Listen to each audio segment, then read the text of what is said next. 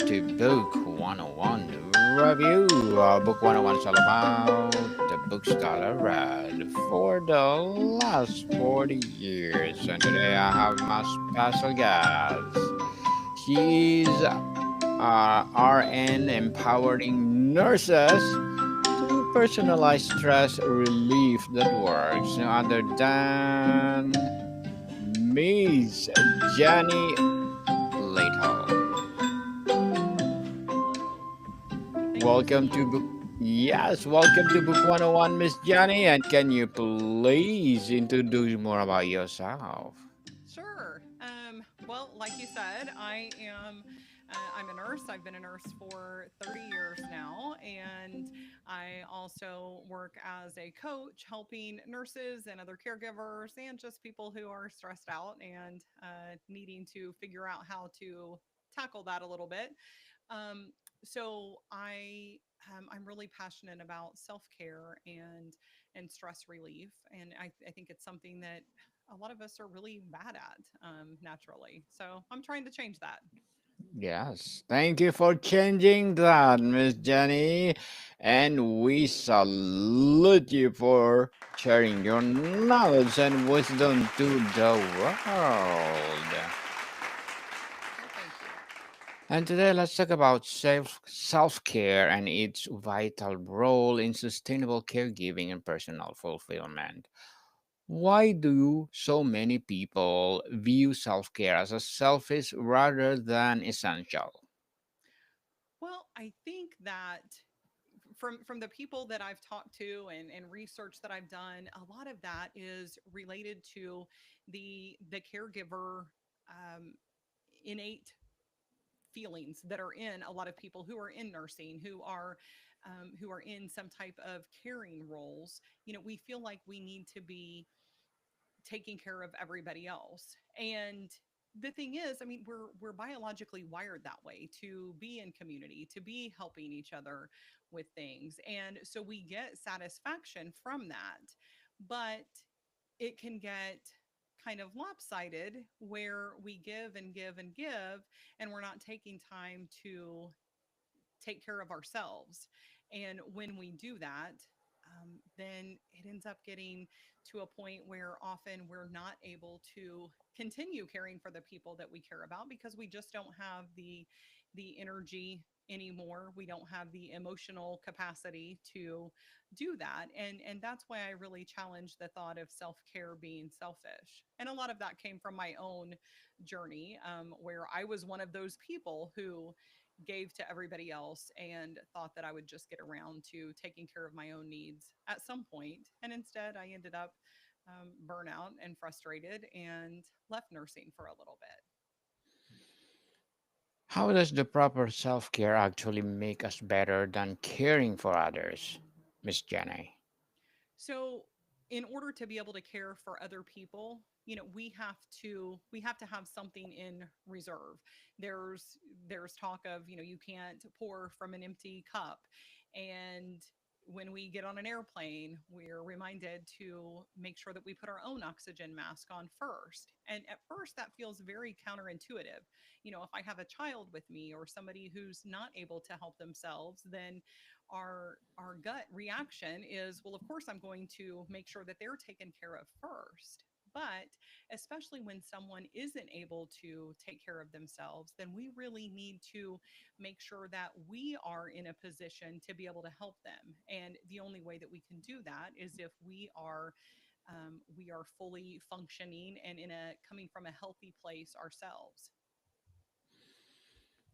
What would you say to someone who claims they don't have time for self care? Mm. That is a huge one. That's definitely one of the things that I hear most commonly, and I challenge that with. Um, I think there's misconceptions about what self care is, for one thing. And, some people think self care is going and getting a massage or, getting your nails done or going on a vacation. And all of those things absolutely can be self care, but we're also not able to fit most of those things into our daily or weekly lives. And so to me, when I talk about self care, I'm talking about those little practical easy to fit into your day-to-day life, but also easy to ignore because they seem too simple. And so it's being able to look at look at the things that that maybe are time wasters.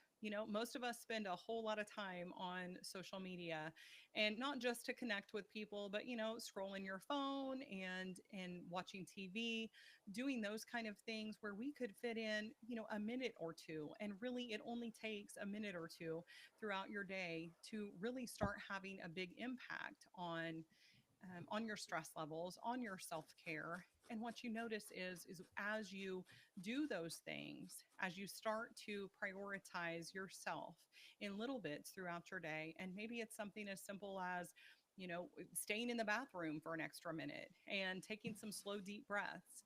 Then, as you do that, you realize, what, I feel a little better and I have a little more energy. And so the time seems to kind of create itself, because when you're stressed out, then you're not you don't feel like you have the energy and the time to do things. But as you slowly decrease that stress, then you do have more capacity to be able to do that. Let's talk about the breaking barriers, Miss Jenny. What are the most common guilt triggers around self-care, and how can we overcome them? Mm, yes, that's definitely one, is that feeling that, hey, I have all these other things to do, all of these other people to take care of, and these responsibilities. And so if I'm taking care of myself, then that's selfish, and that's taking away from them.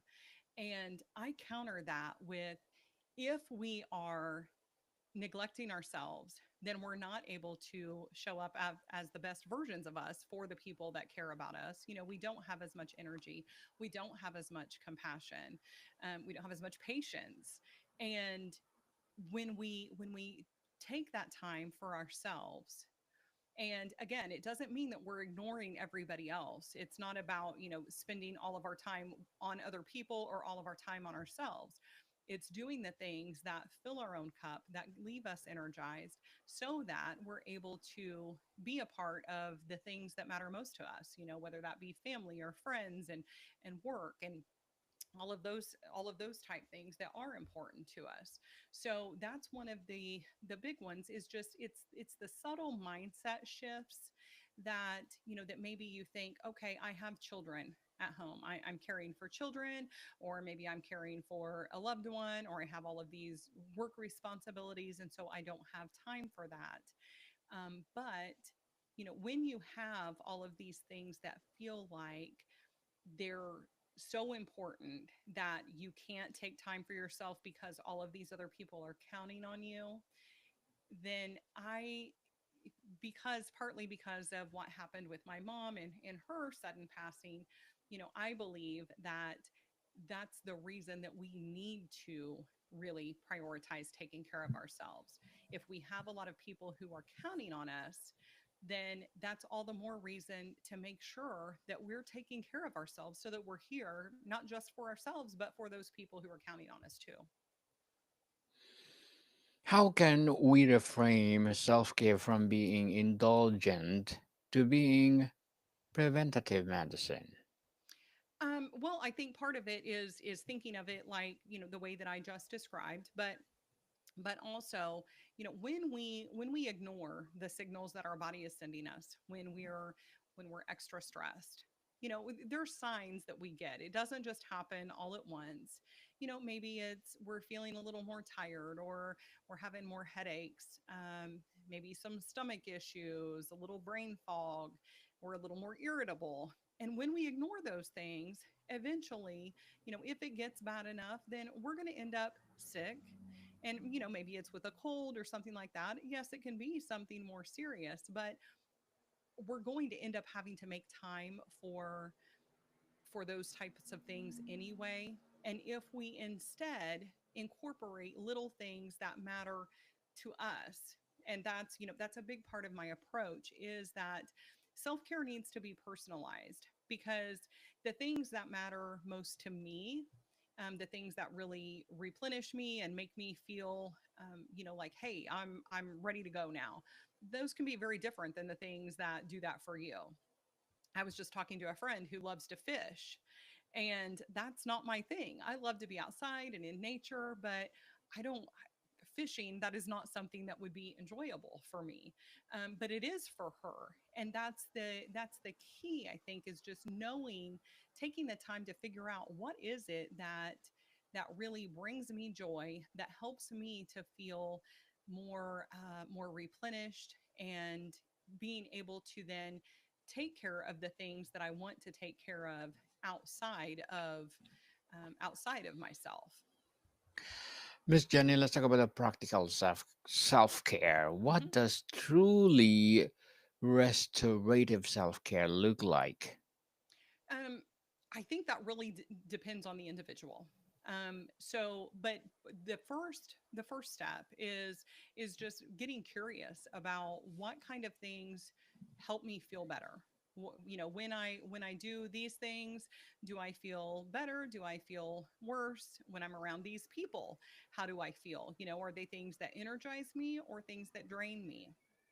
And so getting curious about those kind of things, because a lot of times we don't take the time to really explore that. We go through life on autopilot in a lot of ways, and so the first thing is just stopping to consider, how do these things impact me, and then just getting really practical about starting small. It doesn't have to be a big overhaul. Most people, one of the things is, I don't have time, I don't have the money, and self care does not have to be expensive. There's lots of self care that doesn't have to cost anything at all. But just being able to incorporate the small things that do make a difference for you. And there's some that are pretty universal. Things like being in nature, when we're outside, when we're in the sunlight. Those are things that really can have an impact on us, not just emotionally, and just, hey, it feels kind of good being out here, but it actually does affect our nervous system, at a deeper level as well. And breathing, taking time to take some slow deep breaths. Most of the time we're on autopilot, we're just going from one thing to the next, and our breathing is pretty shallow. And so being able to slow down and really feel what that feels like to, inhale in through your nose, and take a couple of seconds to do that, and then exhale slowly. And when we do that, it slows our nervous system down, where we're not just in that constant fight or flight mode. Those are a couple of great things to start, especially for someone who maybe is feeling like, I don't know where to start, or I don't really have a lot of time. Those are very basic ones, and as is practicing gratitude. And that can be as simple as just looking around and thinking of, a few specific things that you're grateful for. Right now, yes, it's hot outside, I'm grateful for the air conditioning, and the trees outside, and the way the sunlight is, and my family. And there's particular things that I try to get really specific every day, because yeah, my health and my family and a roof over my head, those are all things that I am grateful for. But when we look for those smaller things, and those things that maybe aren't the obvious ones, the more we find to be grateful for, the more that we are drawn to seeing more things to be grateful for. Miss Jenny, as you empowering nurses to personalize states of relief that works, what are your short term and long term goals? Hmm. So, short term is, I'm finishing up a kind of standalone mini course right now, that helps people to walk through kind of personalizing a self-care plan for people who maybe aren't working with me one on one. So that's something that somebody will be able to get and just do on their own. Long term, I right now I'm currently working in nursing, in a traditional role. Still, I work in hospice nursing and mental health nursing. And long term, I would like to be just working in a stress relief, self care type way and working with individuals and organizations to hopefully prevent some of the burnout and turnover that so many healthcare organizations are experiencing. Good luck to your goals, Miss Jenny, and looking forward for more success and empowering advocacy. And what will be your advice for those people out there who want to be like you? Wanting to be like me in what way? Your advocacy, your advocacy to personalize stress relief. Hmm.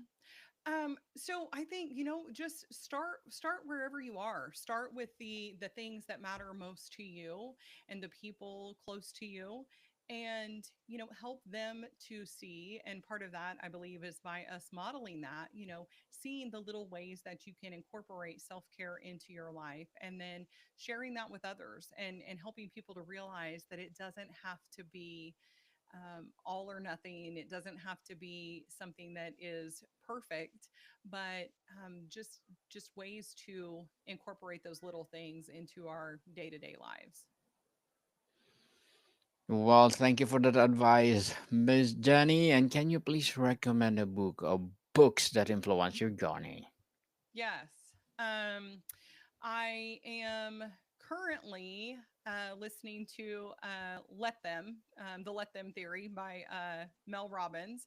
And I really like that because I think there's so much freedom in realizing that, we can't control what other people are thinking of us or thinking about, but, we need to just be able to kind of accept some of those things. And also, the Slight Edge by Jeff Olson. I love it because it's kind of a book that makes the other self help books work a little better, because it's just really focusing on those small, practical little things that that we can do day to day that seem to not really make a difference in our lives, but really those are the things that matter most. And that's kind of my approach to self-care too. It's the little things that when we do them over and over, that really can have a big impact. Well, thank you for that recommended book, Miss Jenny, and hoping our listeners or viewers will read them, the Let Them Theory. And Miss Jenny, what's the connection between self care and setting better boundaries? Mm. When we are when we're taking care of ourselves, we realize that we can't be available for everyone else all the time. And sometimes, I mean, for me personally, setting better boundaries means sometimes needing to tell other people no, but even more often it means needing to tell myself no to certain things, because I'm the type of person who I want to do everything, I want to try everything. And if somebody invites me to do something, I want to say yes to all of that, because maybe because I enjoy their company or because it's something that I want to do. But part of being able to set good boundaries is realizing like how much that's really going to cost us in terms of, yes, maybe finances and time just on the calendar right then, but from an emotional and energy standpoint as well, because we need some downtime.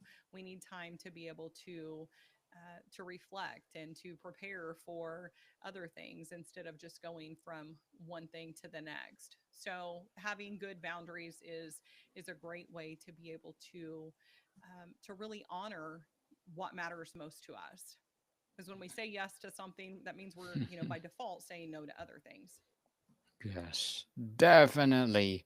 What changes when we start viewing self care as ongoing practice rather than emergency recovery? Mm. We find that what I have found and what a lot of the people that I work with find is that it's not it's not as complicated or as time consuming as they originally thought, and that the small things that initially they feel like really aren't going to have much of an impact, um, really do. And then it's easy to build on those things from there. How does proper self care prevent compassion fatigue in helping professions? Mm. Yeah, so compassion fatigue is definitely a big issue. And for those who aren't familiar with that, it's basically that, when we're caring for other people over and over and we're always kind of on for them, then eventually that does take a toll on us. And especially if we're not taking care of ourselves, then that can show up as, we become less compassionate, we become moodier. That may manifest itself as anxiety or depression, or just feeling more withdrawn from other people. And we get to a point where maybe we don't really care as much. We just kind of shut down a little bit. And so when we're able to step away from our work, when we're able to refill our own cup while we're doing, especially, caregiving type work, then that enables us to be able to continue to do those things long term, because we have something in reserve. We're giving something to ourselves and not just to everybody else.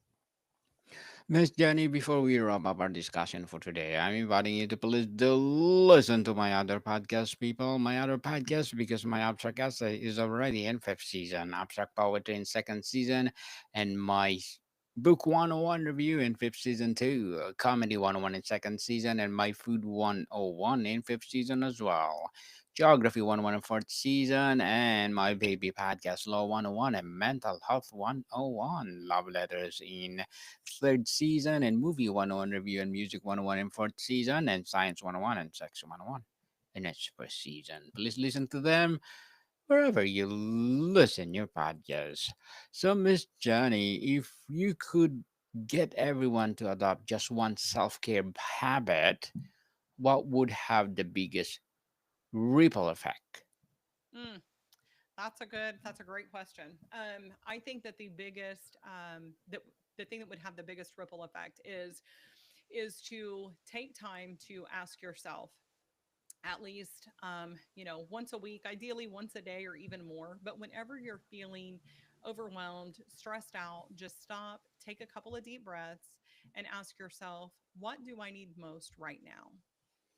And that's something, when we take time to pause and ask ourselves that, we generally know what we need, but sometimes we're just too busy to stop and really figure that out and listen to what our body and our intuition is telling us. And I know for me personally, there's times when I have to ask that question over and over to myself, because like there's a lot of things coming up. But if I stick with it, for a minute or two, then whatever it is that I really need most right now will come up for me, and then being able to just move on from there.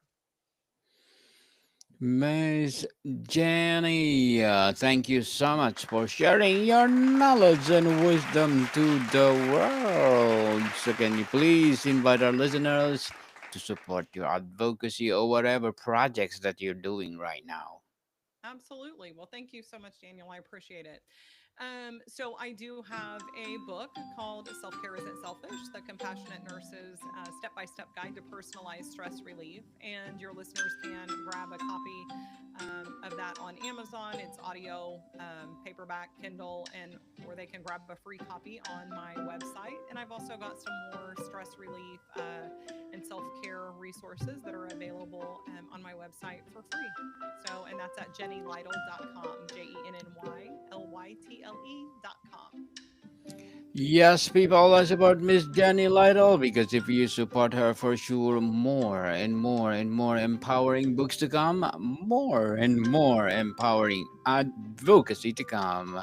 So, Miss Jenny, thank you so much for your time. Thank you. I appreciate it. It's been great. More to come, people. See you soon.